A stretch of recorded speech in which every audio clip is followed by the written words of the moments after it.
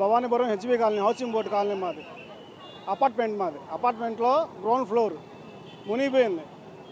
Auto పోయింది, auto మునిగిపోయింది, bike మునిగిపోయింది. సచివాలయం వాళ్ళు వచ్చినప్పుడు, సర్వేకి వచ్చినప్పుడు, వాలంటీర్లు వచ్చినప్పుడు కానీ, ఎంఆర్ఓ గారు వచ్చినప్పుడు కానీ మొత్తం ఫోటోలు తీసుకొని నా పేరు మీద, నా ఆధార్ కార్డు లింక్ మీద పెట్టుకున్నారు. మొత్తం షంషీర్ ఖాన్ నా పేరు నా ఆధార్ కార్డు మీద పెట్టుకున్నారు. నాకు మా అబ్బాయి ఉన్నాడు, మన బ్యాంక్ అకౌంట్ 2 ఉన్నాయి, మా అమ్మాయి 2 ఉన్నాయి, మా అమ్మకు ఒకటి ఉంది, 95 ఏజ్ మా అమ్మకి, నాకు 2 అకౌంట్స్ ఉన్నాయి. అన్నీ పోను దేనిలోనూ లింక్ పెట్టకుండా చనిపోయిన మా భార్య 4 ఇయర్స్ అవుతుంది, తన భార్య పేరు లింక్ పెట్టాడు. లిస్ట్లో పేరు వచ్చింది మెహరాజ్ ఉన్నీసా ఖాన్, 92479660 ఫోన్ నెంబరు. దీని ప్రాసెస్ ఏంటి సచివాలయంలో అడిగితే మాకు సినిమాల గురించి రూల్స్ రాలేదండి. ఆల్రెడీ ఉన్న వాళ్ళు చూసుకుంటున్నాం. మేము సినిమాల గురించి లిస్ట్ వస్తే కానీ మేము చూస్తాము. మేము పేరు రాయలా, సర్వేలో వచ్చిందో సర్వేలో కొట్టేశారంటున్నారు. వాళ్ళ పేరు రాయాలి, చేసింది నా పేరు షంషీర్ ఖాన్, నా పేరు రాసుకున్నారు, నా ఆధార్ నెంబర్ రాసుకున్నారు, నా డోన్ నెంబర్ రాసుకున్నారు, ఫోన్ నెంబర్ రాసుకున్నారు 9494. అవన్నీ పోను మా అమ్మాయికి ఉంది, మా అబ్బాయికి ఉంది. డెత్ సర్టిఫికేట్ తీసుకొని ఉంటారు కదా మీ ఆవిడ? ఉందండి.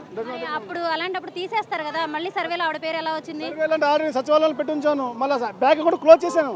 2 ఇయర్స్ బ్యాక్ అకౌంట్ క్లోజ్ చేసి, మా 4 ఇయర్స్ 2 ఇయర్స్ క్లోజ్ చేసిన అకౌంట్లో అంపేర్ రాసు ఎలా వచ్చింది? అది మెహరాజ్ ఉన్నీసా అనే పేరు 9247156860 ఫోన్ నెంబర్తో సహా, ఆధార్ నెంబర్ సహా ఎలా వచ్చింది? అది బతుకున్న వాళ్ళం మేము ఉన్నాం. నేను మా అమ్మ 95 ఇయర్స్, మా అమ్మకి, నాకు 52 ఇయర్స్, నా కొడుకు 26, నా కూతురికి 24. అంతమంది మా అకౌంట్స్ ఉండగా అన్నీ వదిలేసి మా ఆవిడ పేరు పెట్టాల్సిన అవసరం ఏముంది?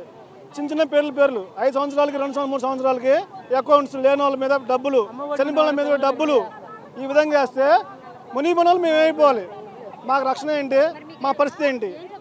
సచివాలయంలోకి మేము వెళ్తే ఏమన్నా, సచివాలయంలో ఏమన్నారు మేడమ్స్ కానీ మన వాలంటీర్లు కానీ ఏమన్నారంటే మా దగ్గర సరిపడ లిస్ట్ రాలేదండి, అవన్నీ హోల్లో పడిపోయినాయి. ఆల్రెడీ లిస్ట్లో ఉందండి, లిస్ట్లో హోల్లో పడిపోయింది.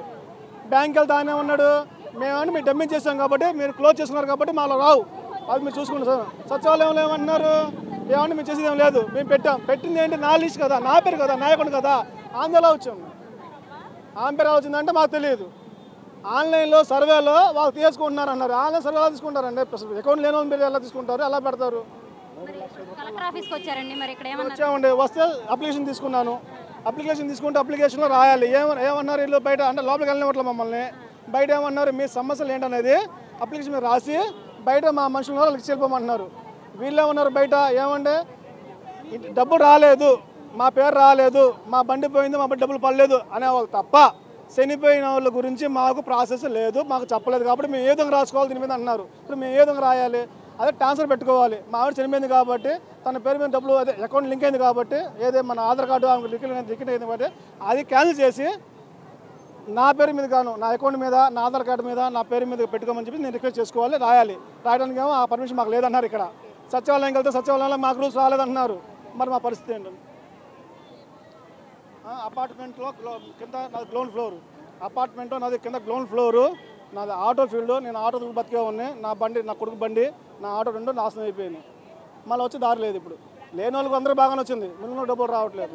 మా పరిస్థితి ఏంటంటే మేము ఎవరు చెప్పుకోవాలి? మా బాధ ఎవరు చెప్పుకోవాలి సార్? మా బాధ ఎవరు చెప్పుకోవాలి? మా బాధ నేను నాదులు ఎవరు? సరే, మా వార్డు పర్పస్కి వచ్చినప్పుడు ఎలక్షన్లు వచ్చినప్పుడు తిరిగిన అధికారులు ఈరోజు వరకు ఎవరు రాలా. 43వ డివిజన్ మాది, పశ్చిమ నియోజకవర్గం. సుజనా చౌదరి మాకు ఎమ్మెల్యే, ఎంపీ చిన్ని గారు వచ్చి ఈరోజు వరకు ఏమైంది, అందరికి వచ్చినాయా రాలేదా, అందరికి అసలు ఎలా ఉన్నారు ఏంటి, ముందు మునిగినప్పుడు రాలేదు, మునిగిన తర్వాత రాలేదు, మునిగి నీళ్ళు వెళ్ళిపోయిన తర్వాత వచ్చి కనుక్కున్నా కూడా ఇది లేకుండా అయిపోయింది. మరి అలాంటి వాళ్ళు ఎన్నుకున్నారు. మరి పరిస్థితి అలా ఉంది. దానికి మాకు ఏదైనా న్యాయం చేయమని చెప్పేసి మీడియా ద్వారా మీకు తెలియపరచుకుంటున్నాను. ఏకనగర్ అమ్మ, గురుమనగర్ దగ్గర ఏకనగర్. ఇది 3వసారి మేము పెట్టాం లెటరు. 2 సార్లు పెట్టినా 2 సార్లు కూడా మీకు మెసేజ్ తెలిపోండి అన్నారు. 2 కూడా మెసేజ్ రాలా. ఇప్పుడు వచ్చి మళ్ళీ మన సిపిఐ వాళ్ళు, సిపిఎం వాళ్ళు చెప్తే వచ్చాం. ఇప్పుడు వాళ్ళకి ఇచ్చాం కాగితాలు. 150 అటు వాళ్ళకి ఇంటూ 4 ఇళ్ళు మా గదులు, 4 గదులు మా వాళ్ళకి, 4 అద్దె రెంట్ కొన్నాం. 3 ఇళ్ళు బండి మాకు పడలా. 3 ఇళ్ళు బండి 150 పెడతారండి. అటు ఇటు పడకపోతే అనుకోవాలి. 3 ఇళ్ళకి బండి కదా, మరి మా 150 పెట్టారు. మాది సచివాలయంకి వెళ్తే మాకు సంబంధం లేదు, మీరు కలెక్టర్ ఆఫీస్కి వెళ్ళిపోండి, మాకు సంబంధం వెళ్ళిపోండి అన్నారు. సంబంధం చెప్పట్లా. 25 నుంచి తిరుగుతున్నానమ్మా. 23 నుంచి తిరిగినా సార్ రెస్పాన్స్ లేదు, ఏం లేదు. ఇగో ఇప్పుడు ఆయన కమ్యూనిస్ట్ వాళ్ళు చెప్తే వచ్చామండి, వాళ్ళు రమ్మని మైకులు చెప్పారండి, ఇచ్చామండి.